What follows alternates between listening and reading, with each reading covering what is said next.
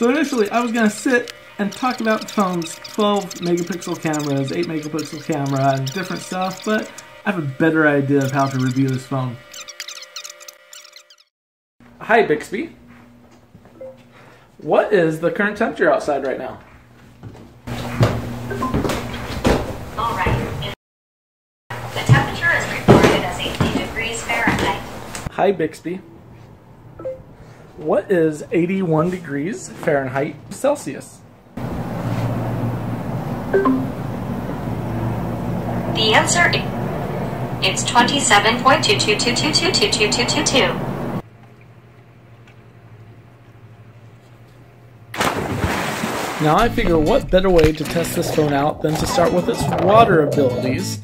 How about having some nice fun in the Southern California sun? Now all the video on this video is straight from the phone. There's been no editing in video or photos. So yeah, after the plunge, not wiping it off, it is still working pretty well. So now I'm going to go underwater with these and see exactly how it reacts to touch and the stylus. I hear touch doesn't work as well, but the stylus is amazing underwater. I also have some subjects I'm going to take a couple photos of. When I first put it in the water, I sent some fidgeting on the screen, but that could have been because of the holder. So when I take it out, you can see it works perfectly fine without drying it off, but when I take it back into the water, you can't do anything with the touchscreen. The stylus actually works underwater pretty perfectly. Here, let's try and play some Pokemon Go. One of the downsides to Pokemon Go is you can't use the stylus. You have to play it with your fingers. So here we go. Stylus is not working. Fingers are working. I haven't played this for a while, so I'm going to try to catch a Pokemon really fast. See how this goes.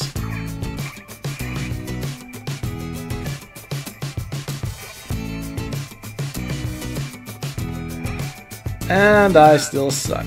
Yeah, trying to play Pokemon Go underwater, it does not work with either the stylus or the finger. Now I do want to test out the photo abilities. Remember, you can't use your finger, but you can use stylus, and it works pretty well.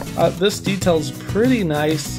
It holds up pretty well. You can see the little water bubbles there. A little different angle, pretty nice colorization, pretty nice detail, especially with that little string and it's like nice bokeh. As you know, my favorite sport in the world is Ultimate, so I figured why not take a picture of the disc. I chose a black disc because I felt it would be a little bit better contrast-wise. I'm loving the detail, loving the bokeh, loving that little ball of air on the bottom. This thing holds up pretty well, especially with details like the rings you see there, and the ripple of the water. Just fairly nice colorization, really, really good detail. And I'm going to leave the water section with some fast and slow motion video. Remember, this is all unedited other than speed, so no colorization or anything like that.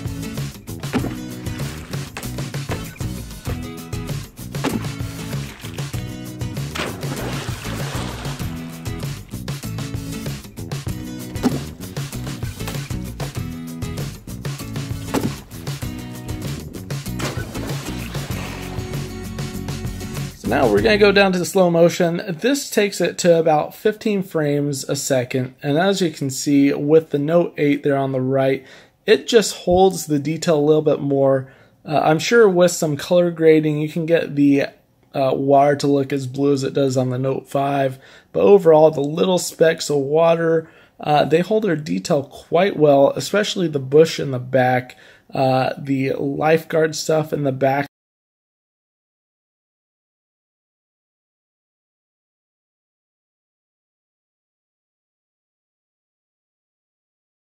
The dual megapixel makes it pretty well for an amazing camera in comparison. I mean, I do like the blue from the Note 5, but you could probably in post do something with the color on the Note 8.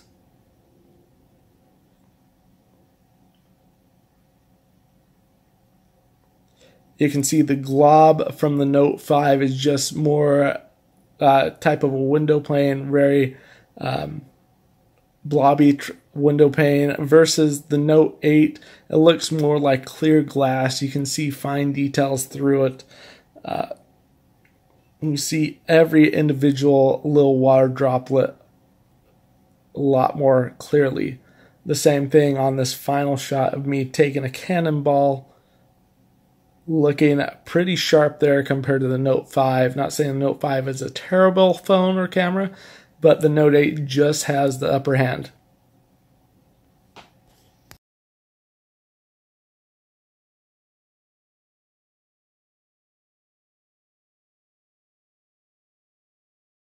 So this is really what I think they meant when they made this thing water resistant. It wasn't necessarily for the pool. It was more so for when you're in the shower, you need to check your messages, or you're in the rain and you need to use your phone so it doesn't screw up. So I went to plug my phone in to my charger after doing the whole pool thing and watch what happens.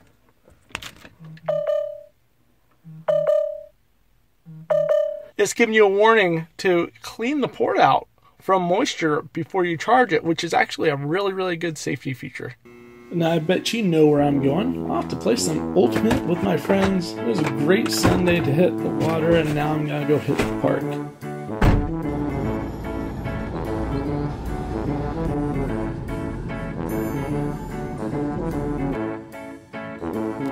What I've done is I've stitched together photos I've taken on both shots from both cameras. Here's Note 5, followed by the Note 8. You can tell the Note 8 is just that much sharper, just that much clearer. It did take more photos in the burst shot than the Note 5 did, but unfortunately I don't like those bars.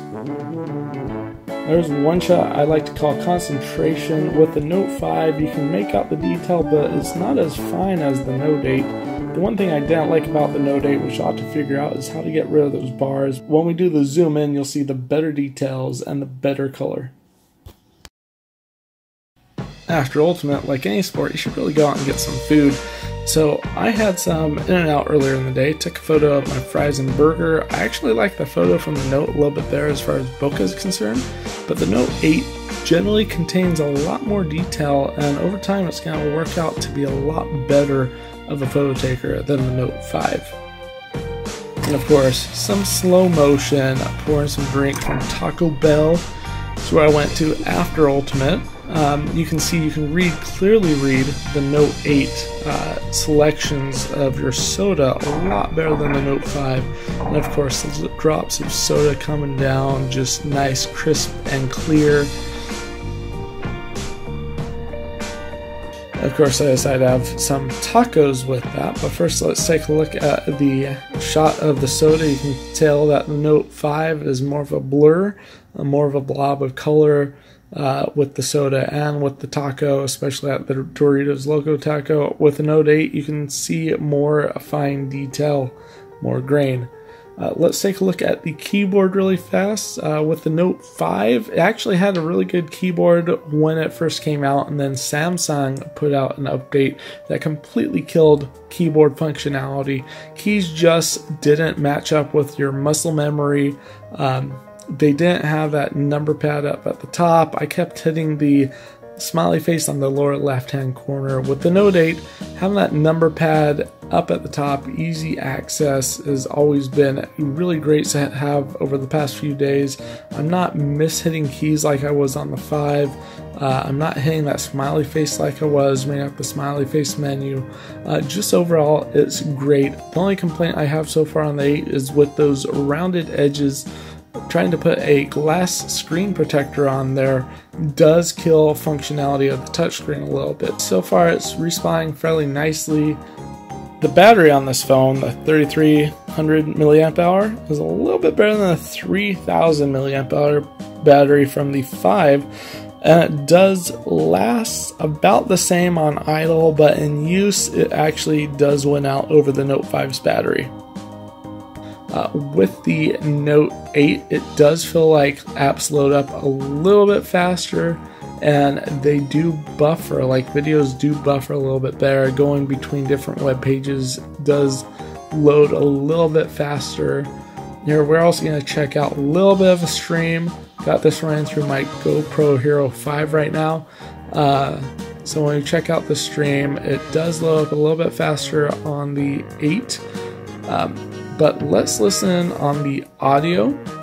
So what I'm going to do is I'm going to turn the Note 5 up all the way. I'm going to turn the Note 8 down all the way. And I'm going to reverse it so you can hear what it sounds like between the two of them. Not matter. Mohr, first down on the pole. And that, Callahan, talk about that youth and athleticism you were talking about. Always run down on your pole.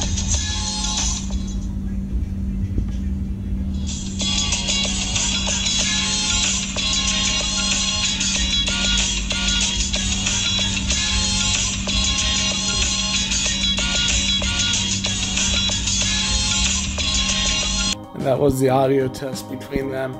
They're both pretty much on par with each other. Those small speakers on any cell phone is not going to get you the best audio quality, but there was a little bit of an upper hand on the 8, possibly because it's newer and I don't have that much junk in it. And one of the final things I wanted to show you was on the bottom, you're getting done playing a game or whatever. On the bottom, you need to hit the button to close everything. With the Note 5, it's right there. With the Note 8, you have to swipe up to bring it up. I'm getting used to it, and it's actually not becoming as much of a problem or as awkward as I thought it was going to be initially. I've had issues in the beginning of this video when I was trying to get the temperature from outside and get the conversion to Celsius. I was having problems trying to get Bixby to pick up, but it could have been because I asked it so many times that just got tired of me asking. So that's a little bit of a thing that I wish they would take care of. I think Bixby is one of those things that we'll learn over time how to better recognize your voice and better recognize commands through you. So one of the other differences that you're going to see between the Note 5 and the Note 8 is usually with the Note 5 you get your notifications and you're going to have them here. You tap them, tap, slide up, and you unlock it. With the Note 8 it's going to have little symbols, and what you can do is just double tap a symbol and then you unlock. And it takes you to like my Instagram feed right here. I have a message, I have an update on there, and it takes me right to the Instagram feed. So I'm going to wrap up with the facial recognition here. It's really simple. Once you get it set, you get it set by having it look at your face, and it's going to recognize and register it. I wonder how it's going to go with shaving the beard and changing like hair length and all that. But really simple, you just push your power button, take a look at it, and as long as you have enough light, it will let you in, which is actually kind of funny because this is working perfectly up to this point. Look at it, and boom, it unlocks again. Hit the side button, it's locked, look at it, and boom, it unlocks. But if you're in a more terribly lit environment, it doesn't always work out so well. I would say that if you have a Galaxy Note 5 or earlier, it would probably be worth checking it out. At least if you have a Galaxy Note 4 or earlier, definitely worth the upgrade. If you have a Galaxy S7, S8, that time frame, it's going to be a toss-up. And if, heaven forbid, you still have a Galaxy Note 7, if you manage to avoid the whole shutting down of your own personal phone and you haven't blown up from it, I would say upgrade. I heard the Note 7 was amazing, but the Note 8 just takes up to the next notch up. Remember to subscribe, like, comment, and share, and I will catch you guys next time.